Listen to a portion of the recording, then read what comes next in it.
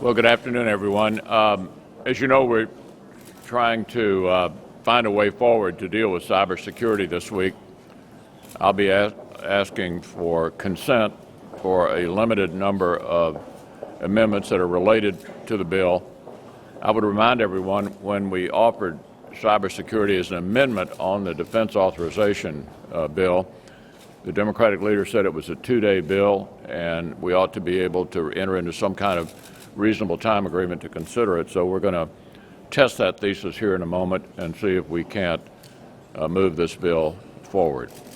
We've also had some discussions about the Iran debate, and let me just say to all of you that I think it's an extremely important debate for our country. It has everything to do with our national security.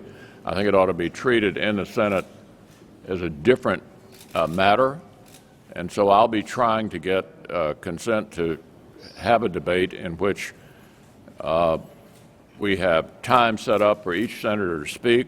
I'll be asking for each senator to remain at their desk during the debate, actually listen to each other during the course of the debate, leading to the final vote. So I think this issue is of such magnitude that it's my hope we will not be having committee meetings going on at the same time, that we'll actually have a debate that rises to the occasion that this seems to require.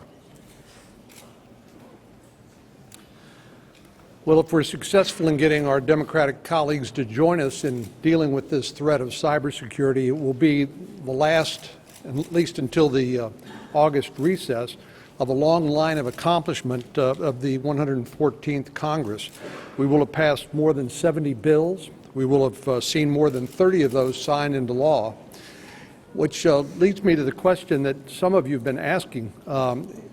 We were elected as the new majority to govern, and that's what we intend to do. Many of you ask, what if this, what if that, based on this hypothetical? We are going to govern. We're going to deal with our nation's challenges in a way that I think that people can be proud of, and that's our intention for the duration of this Congress and beyond.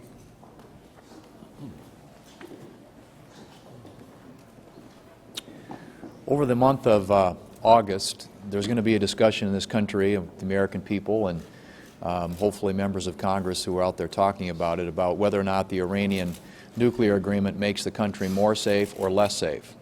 And I think there are a number of questions that need to be asked. The first is, has Iran earned the right to be trusted? Do we trust Iranian leaders who continue to chant death to America?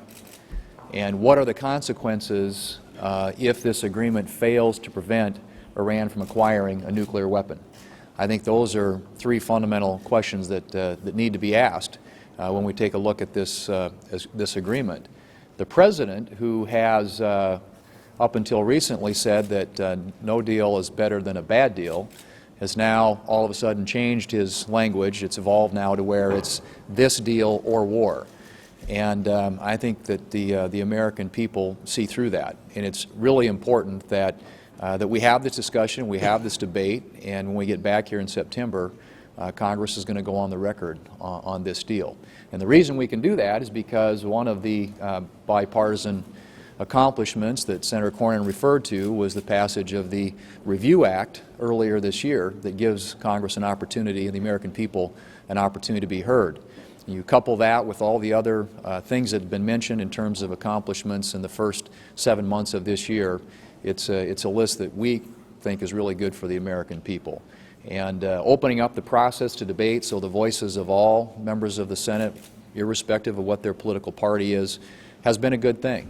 And we've had now more than 165 roll call votes on amendments since the beginning of this year, compared to 15 in all of 2014.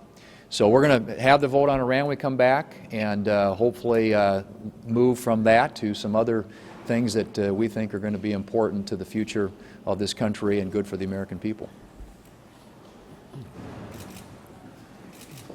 The President yesterday did another end run around Congress and an end run around the American people with his climate regulations. And now remember that when the president had 60 Democrats in the Senate and he was new in office, he couldn't get this sort of thing passed. And you say, why? Well, because it's a national energy tax, and people don't like it. They don't like it to the fact that 32 states have come out against what the president is proposing. Governors know that this is going to be bad in terms of reliability of energy in their states, bad for jobs and bad for their economy, and it's going to cost people in their states more for energy. So I'd say, Mr. President, why don't we vote on this? Otherwise, it's regulation without representation. Look, all of us want energy that is reliable, clean, and affordable. When you take a look at these regulations, the president ignores the cost, he exaggerates the benefits. Well, I will tell you the costs are real and the benefits are unproven. You look at the economic growth and the struggling economy that we have, I will tell you that these regulations are going to force our economy to continue to struggle. Well, the national energy tax, as Senator Barrasso just referred to it, will have the impact of raising utility bills. And it'll have disproportionate impact on poor families and working families and middle-class families that can barely pay their utility bill now. Cap and trade wouldn't work because the Congress wouldn't pass it. This will have real impact. All the cost of your local utility bill gets passed along.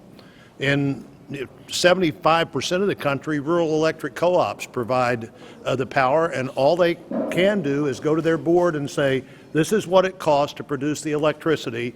Now let's charge everybody the increase per kilowatt hour that the new costs have that the old cost didn't have.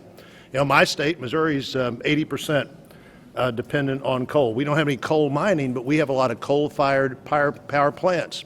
And as those are cast aside, not yet paid for, not let use their life up, somebody continues to have to pay for them, as the people that pay the utility bill also get to pay for the new plant that replaces them, even though they're much more efficient and much cleaner than any plants we have ever had before that used coal. The administration says, well, this will encourage people to buy more energy efficient appliances and use less electricity and get better windows. Who do you think are going to be the last people to get the more energy efficient appliances, and the last people to get better windows, and the last people to get more insulation? This impacts poor families and working families in a negative way, and it also makes it harder for working families to have the kind of jobs you'd have if we have good utility bills that people want to make things in America, because this is one of our advantages. We should be using new, more American energy in a good way instead of running away from it as if casting it aside doesn't have any negative impact on American families and American opportunities. It will have that. As you're talking to people, find the families that really love paying their utility bill now and want to pay even more. I think you're going to have a hard time finding those families. When our Republican team submitted ourselves to the American voters last November, we promised to change the direction of the United States Senate and to open up the process for bipartisan accomplishment. My colleagues have talked about the fact that we've had 165 roll call votes on amendments this year compared to 15 last year, the fact that we've passed 70 bipartisan bills, 30 of which have already been signed into law. Those accomplishments include this: a multi-year highway bill, trade promotion authority, Keystone XL pipeline, a balanced budget resolution, Every Child Achieves Act, National Defense Authorization Act, the Clay Hunt Suicide Prevention for American Veterans Act, the Iran Nuclear Agreement Review Act, Justice for Victims of Trafficking Act, and the Medicare Access Reauthorization Act of 2015. To this list of bipartisan accomplishments, we can add the cybersecurity bill if we get cooperation from our colleagues across the aisle this afternoon. Yeah. On Iran, and anyone else who wants to chime in, I want to get your reaction to this report that's out that apparently the Iranian ambassador to the IAEA says that the agency is not allowed to share details of any agreements it has with Tehran, with U.S. or any other country. Is that accurate based on your understanding of things? And if so, what are the implications for the agreement with the administration? Well, what the IAEA may say about their own rules is irrelevant. I mean, what we want to see is what are the side agreements? What are the side agreements?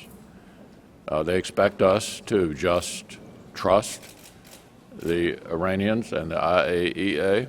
I think the fact that they are unwilling to provide side agreements is a serious problem. Senator Powell, when Republicans took over the Senate, you said no more government shutdown. Right. With Democrats blocking all these appropriations bills. How do you avoid a shutdown? What's your plan? Well, let me say it again, no more government shutdowns. Through negotiation. We have divided government. Different parties control the Congress from control the White House, and at some point we'll negotiate the way forward. So there'll be a budget summit at some point, as Democrats have called? At some point we'll negotiate the way forward. Yeah. Do you anticipate having a resolution of disapproval on Iran for approval or this? In all likelihood, it'll be a resolution of disapproval. Leader McConnell, one follow-up on the previous question. What's next with Planned Parenthood? Now that Democrats have filibustered that bill, would you consider tacking into the CR, or is that option off the table? Several of the committees are taking a look at the videos. We anticipate more videos. We are in the majority. We intend to engage in vigorous oversight, both in the House and Senate. The abuses of Planned Parenthood are not over. The investigation has just begun. Thank you.